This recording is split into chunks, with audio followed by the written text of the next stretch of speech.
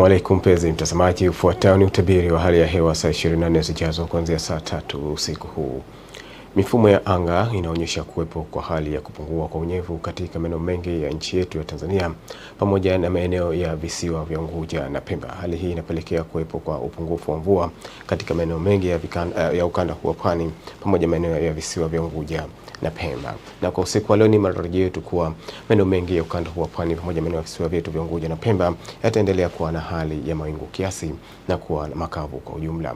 Wakati hapo kesho tunatarajia kuwa na hali ya mawingu kiasi katika maeneo mengi ya ukanda huu wa pwani, maeneo ya visiwa vya Unguja na Pemba, mkoa wa Tanga, mkoa wa Dar es Salaam Pwani pamoja na maeneo ya Lindi na Mtwara, na kufuatiwa na vipindi virefu vya jua.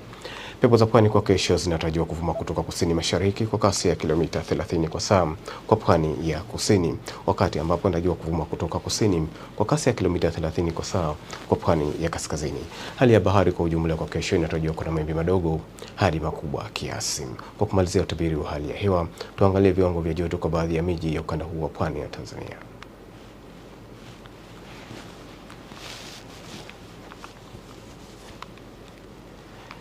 Mpendwa mtazamaji, ni hayo tu kwa usiku wa leo. Usikose kujiunga nasi kwa utabiri mwingine hapo kesho.